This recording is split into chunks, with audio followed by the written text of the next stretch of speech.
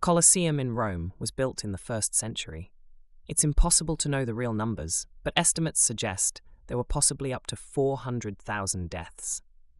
And with such vast numbers, it is bound to have a few creepy tales.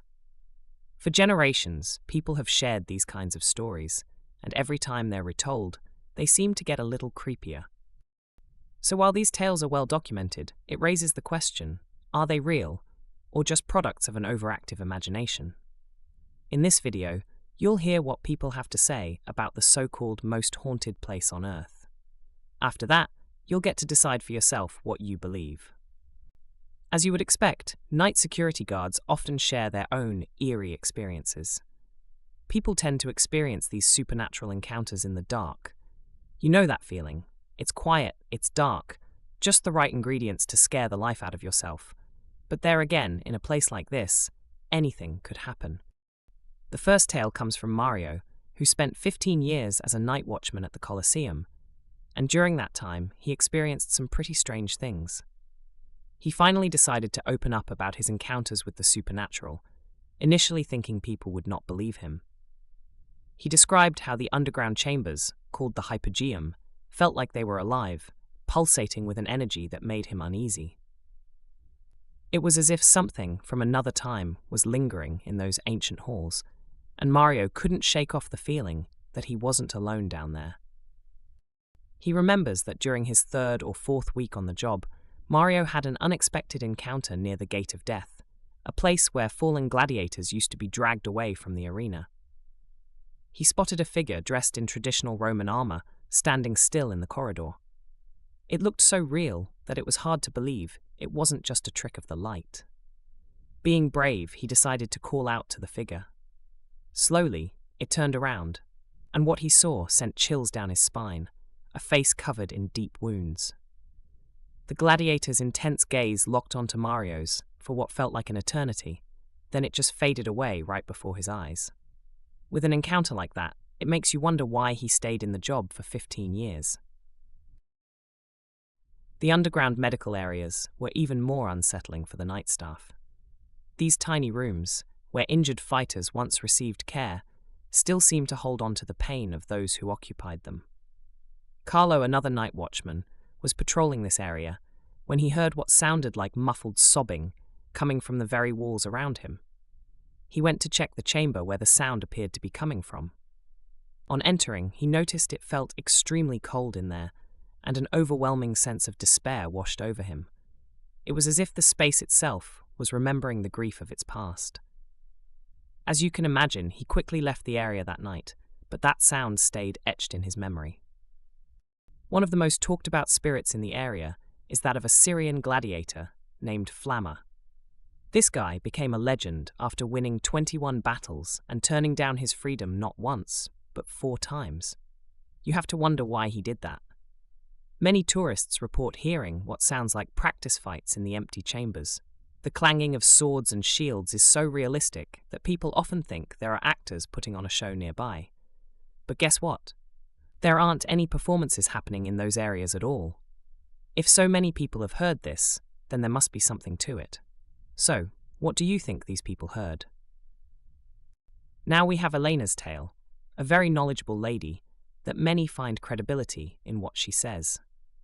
Because she worked at the Colosseum as a tour guide for 8 years, showing visitors around the upper levels of the amphitheater during the day. Over the years, she noticed something interesting. Certain spots in the structure seemed to have a strange effect on people. Near the underground entrances, visitors often fell silent and appeared uneasy. Many would request to move to different areas, but couldn't quite put their finger on why they felt that way. She also noticed that kids were especially attuned to these places, frequently refusing to step into specific corridors, even though they had no idea about the building's dark past. It was interesting to discover how these feelings would come out of nowhere, highlighting a connection between the spaces and those who wandered through it. Have you ever had that feeling when visiting somewhere? Deep down in your gut, you just know that something bad had happened there. Beneath the arena floor, there are animal holding areas that house their own bizarre collection of supernatural residents. Archaeological digs have uncovered evidence that exotic creatures from all over the Roman Empire were once caged here, just waiting for their moment to be lifted up through trapdoors to battle gladiators or take part in the execution of condemned prisoners. Francesco, a maintenance worker in charge of the underground electrical systems, had one of the most crazy-sounding experiences with the building's animal spirits. While he was swapping out some light fixtures in a tunnel that used to be home to lions and leopards, he suddenly heard the unmistakable sound of huge paws padding across the stone behind him. When he turned around, the tunnel looked empty, but those footsteps kept going, almost circling him in that tight space. At first, Francesco thought a stray dog had somehow wandered into this restricted area. As the phantom footsteps drew nearer, he could actually feel warm breath on his neck, along with a low growl that sounded like it came from something way bigger than any pet. He was so startled that he stood there frozen for several minutes, until whatever it was finally backed off, leaving just the sound of heavy breathing bouncing around the limestone walls. After that chilling encounter, Francesco rushed to finish his work and immediately asked to be reassigned to another part of the building. That encounter would have been quite scary. What would you have done in this situation? Run or stay? Considering how they were treated, the stories of Christian martyrs offer a unique glimpse into the supernatural. Often these spirits come across as calm and comforting. Take Saint Ignatius of Antioch, for instance. He was a Syrian bishop and the first known Christian martyr to meet his fate in the Colosseum. Legend has it that he appears as an old man still shackled in chains from when he faced lions before a crowd of 87,000 people. Well, I would say that is what you call a large crowd. Would you agree? Teresa, a historian, has an interesting tale. Whilst delving into the early days of Christian persecution, she spent several nights sifting through the archives beneath the Colosseum. As she pored over records about martyrs, something strange began to happen. She started hearing what sounded like religious chanting. The voices seemed to get louder whenever she focused on the stories of Christians who had met tragic ends, almost as if reading their tales brought their spirits back to life. On her last night in the archives, Teresa had a surreal encounter. Near the entrance to the arena floor stood a robed figure deep in prayer. His lips moved silently, and chains dangled from his wrists. Curious and eager to connect with this apparition, Teresa stepped closer. When he looked up at her, his eyes conveyed a mix of deep sadness and an unexpected sense of peace. He nodded gently in acknowledgement before slowly fading away, leaving only a faint whiff of burning incense behind. Teresa has been back several times since this, but has never seen the robed figure again. The underground chambers, where gladiators used to gear up for their epic battles, are considered the most haunted spots in the whole place. These tight spaces are soaked with intense feelings of fear and excitement that seem to cling to the stone walls. Nowadays, people who visit these areas often say they struggle to breathe as soon as they step inside, almost like the air is thick with centuries of anxiety and dread. Roberto was involved in an exciting restoration project that brought the hypogeum chambers back to life for public tours. However, during the construction, his team faced some strange challenges that made their job tougher. Tools mysteriously vanished from their secure spots, only to turn up in completely different parts of the underground complex.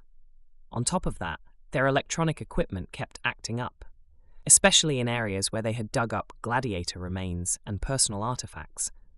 It was like the place had a mind of its own. The restoration work really seemed to shake things up for the spiritual residents who had been hanging out quietly for centuries.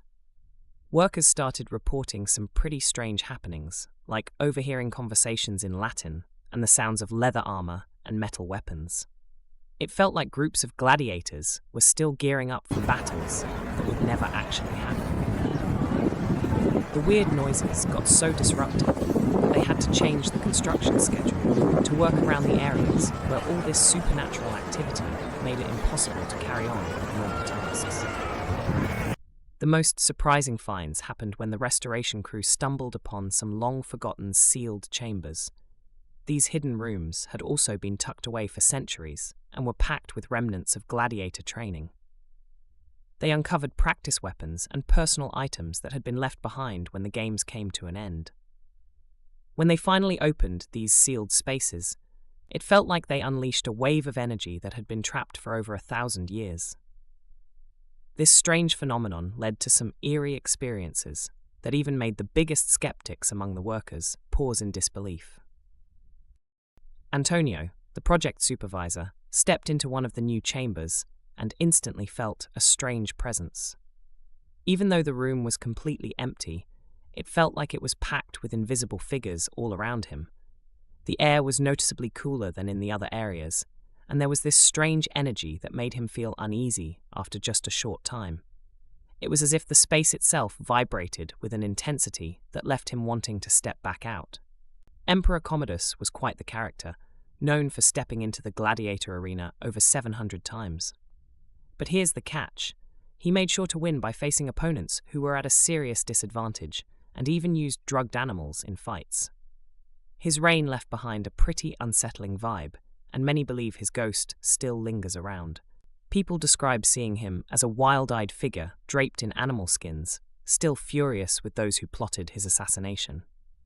Security staff have reported spooky encounters with this restless spirit, especially near the hidden tunnels that Commodus used to sneak into the arena without being spotted by the crowd. It's like he's still trying to reclaim his glory days, but in a very haunting way. While on his nightly rounds as a cleaner in the visitor areas, Louis had a bizarre encounter with Commodus in the underground passages. He spotted a guy draped in lion skins, pacing back and forth in a restricted hallway. The man was muttering angrily, mixing Latin phrases with what sounded like animal growls. Curious and a little bit apprehensive, Louis decided to confront what he thought was an intruder. But when the figure turned to face him, Louis was taken aback. Those eyes seemed to glow with an eerie light all on their own. It was Commodus's ghost, embodying the same larger-than-life personality he had during his reign. He gestured and continued his furious rant as if he were addressing a room full of invisible senators or palace guards. Louis stayed hidden, not wanting to draw attention to himself until the spirit finally vanished through a solid stone wall. As Commodus disappeared, the air filled with the strong scent of wild animals, and echoes of frustrated screams lingered long after he'd gone. Poor Louis. You have to feel sorry for him. Would you have hidden with him? Sometimes, when people visit the Colosseum, they can feel like they are not alone.